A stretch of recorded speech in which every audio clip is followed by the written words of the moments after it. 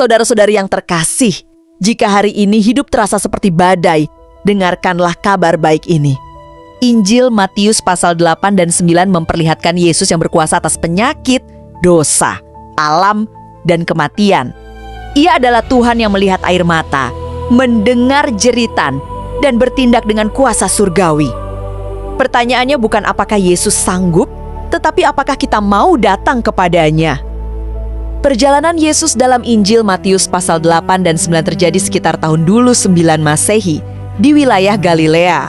Setelah menyampaikan khotbah di bukit, Yesus mulai memperlihatkan kerajaan Allah bukan hanya lewat ajaran, tetapi melalui tindakan nyata. Mukjizat, pengampunan dosa, dan pemulihan menjadi tanda bahwa Mesias telah hadir. Pasal-pasal ini menunjukkan Yesus sebagai Tuhan yang berkuasa sekaligus penuh belas kasih terhadap penderitaan manusia. Ketika Yesus turun dari bukit, seorang kusta datang tersungkur di hadapannya. Dalam hukum Taurat, kusta melambangkan kenajisan total dan keterpisahan dari komunitas. Orang itu berkata, "Tuhan, jika Engkau mau, Engkau dapat mentahirkan aku." Diambil dari kata katharis, berarti disucikan sepenuhnya. Yesus menjamahnya dan berkata, "Aku mau."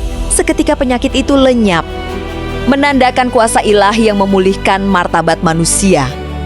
Di Kapernaum, seorang perwira Romawi memohon kesembuhan bagi hambanya. Ia berkata bahwa Yesus tidak perlu datang ke rumahnya, cukup berkata sepatah kata. Iman ini disebut pistis, kepercayaan penuh pada otoritas firman. Yesus kagum karena iman seperti ini tidak ia temukan di Israel. Dari jarak jauh, hamba itu sembuh, menegaskan bahwa kuasa Yesus melampaui batas etnis dan ruang. Yesus masuk ke rumah Petrus di Kapernaum dan melihat mertuanya terbaring sakit demam. Ia menjamah tangan perempuan itu dan demamnya hilang. Malam itu banyak orang sakit dan kerasukan dibawa kepada Yesus dan semuanya disembuhkan. Matius menegaskan bahwa hal ini menggenapi nubuat Yesaya 53, bahwa Mesias memikul kelemahan dan penderitaan umatnya. Di tengah keramaian pelayanan, Yesus berbicara tentang harga mengikut Dia. Ia berkata bahwa anak manusia tidak mempunyai tempat untuk meletakkan kepalanya. Kata Koles berarti mengikuti dengan komitmen total.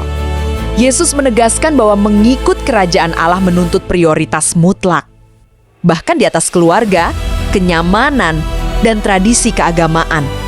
Yesus dan murid-murid menyeberangi Danau Galilea. Badai besar datang dan mengancam perahu mereka. Murid-murid panik, sementara Yesus tertidur. Ketika ia bangun, Yesus menegur angin dan laut, dan danau menjadi tenang. Kata Gel, N, berarti ketenangan sempurna. Mukjizat ini menyatakan Yesus berkuasa atas alam dan menantang iman murid-muridnya. Yesus tiba di daerah Gadara, wilayah non-Yahudi. 2 orang kerasukan menghadangnya dengan teriakan. Roh-roh jahat mengenali Yesus sebagai anak Allah. Yesus mengusir mereka. Tetapi penduduk setempat justru meminta Yesus pergi karena takut kehilangan ternak mereka. Peristiwa ini menunjukkan konflik antara kuasa keselamatan Allah dan kepentingan ekonomi manusia. Kembali ke Kapernaum, Yesus menyembuhkan seorang lumpuh yang dibawa oleh teman-temannya. Namun sebelum menyembuhkan tubuhnya, Yesus berkata, "Dosamu sudah diampuni." Kata eksusia berarti otoritas ilahi. Yesus menegaskan bahwa ia memiliki kuasa untuk mengampuni dosa. Dan kesembuhan fisik menjadi bukti nyata dari otoritas tersebut. Yesus memanggil Matius, seorang pemungut cukai yang dibenci masyarakat. Dengan sederhana Yesus berkata, "Ikutlah aku." Matius pun bangkit dan mengikutnya. Yesus makan bersama orang-orang berdosa, menegaskan bahwa ia datang bukan untuk orang benar, tetapi untuk orang berdosa. Kata Eleos berarti belas kasih, inti dari pelayanan kerajaan Allah. Yesus mengajarkan perumpamaan tentang anggur baru dan kantong yang baru. Pesan ini menegaskan bahwa Injil tidak bisa dibatasi oleh tradisi lama. Kerajaan Allah membawa pembaruan rohani yang radikal. Hati manusia harus diperbarui agar mampu menerima karya Allah yang hidup dan dinamis di dalam Kristus.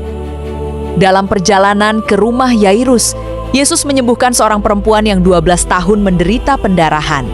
Ia hanya menyentuh jubah Yesus dengan iman. Kata sozo berarti menyelamatkan dan menyembuhkan. Yesus selalu membangkitkan anak Yairus dari kematian, menegaskan kuasanya atas penyakit dan maut. Yesus menyembuhkan 2 orang buta yang memanggilnya anak Daud serta seorang bisu kerasukan. Namun banyak orang tetap menolaknya. Yesus memandang orang banyak dengan belas kasihan isplaknizomai karena mereka seperti domba tanpa gembala. Ia berkata, "Tuaian banyak, tetapi pekerja sedikit," memanggil murid-murid terlibat dalam misi Allah. Injil Matius pasal 8 dan 9 memperlihatkan Yesus yang berkuasa, penuh belas kasih, dan layak dipercaya. Ia menyentuh yang najis, menerima yang tertolak, mengampuni yang berdosa, dan memanggil yang lemah menjadi pekerjanya. Pertanyaannya bagi kita hari ini bukan apakah Yesus sanggup, tetapi apakah kita mau datang, percaya, dan mengikutinya dengan segenap hidup.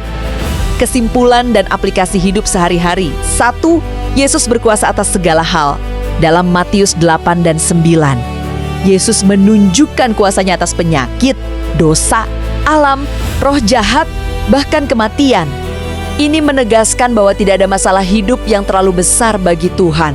Artinya, serahkan setiap pergumulan kepada Yesus, bukan hanya yang rohani, tetapi juga yang paling pribadi dan sulit. 2. Belas kasih Tuhan lebih besar dari rasa malu manusia.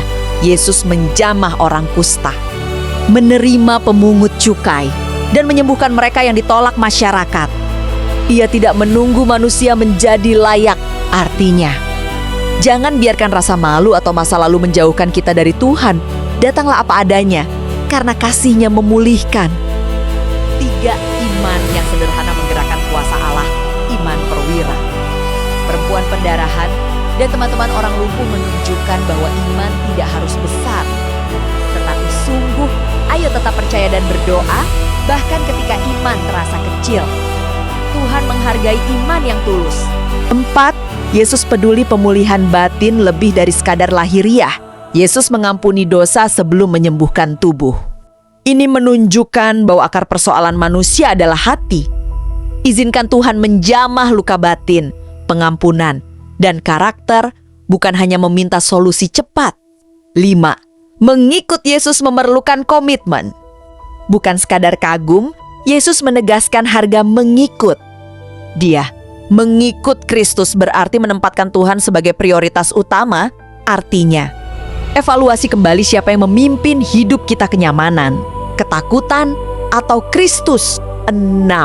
Tuhan hadir di tengah badai kehidupan. Yesus ada di perahu bersama murid-murid saat badai datang. Ia berkuasa memberi ketenangan, aplikasinya saat hidup bergoncang. Jangan tinggalkan iman. Tetap percaya bahwa Tuhan tidak pernah meninggalkan kita. 7. Keselamatan lebih penting dari kenyamanan dunia. Penduduk Gadara memilih kehilangan Yesus daripada kehilangan harta. Jadi, jangan menukar keselamatan kekal dengan kenyamanan. Sementara 8. Tidak ada orang yang terlalu berdosa untuk dipanggil Tuhan. Matius dipanggil dari meja cukai menjadi rasul. Artinya Tuhan dapat memakai siapapun yang mau taat, termasuk kita, apapun latar belakang kita. 9. Gereja dipanggil menjadi pekerja, bukan penonton. Yesus berkata, tuaian banyak, tetapi pekerja sedikit. Aplikasi, jadilah bagian dari jawaban doa dengan melayani, bersaksi, dan mengasihi sesama. 10. Undangan iman masih terbuka hari ini. Yesus dalam Matius 8 dan 9 adalah Yesus yang sama hari ini. Ia masih menyembuhkan, mengampuni, dan memanggil. Jadi untuk yang mau percaya, datanglah kepada Yesus dengan iman. Serahkan hidup kepadanya, dan izinkan Dia memulihkan serta memimpin langkah hidup ke depan. Penutup dan penguatan, Yesus tidak hanya berjalan di Galilea 2000 tahun lalu. Ia berjalan di tengah kehidupan kita hari ini. Ia berkuasa, Ia peduli, dan Ia setia. Pertanyaannya bukan apakah Yesus sanggup, tetapi apakah kita mau percaya dan mengikut Dia. Terima kasih telah menyimak video ini. Tuhan Yesus memberkati Bapak, Ibu, dan kita semuanya. Amin.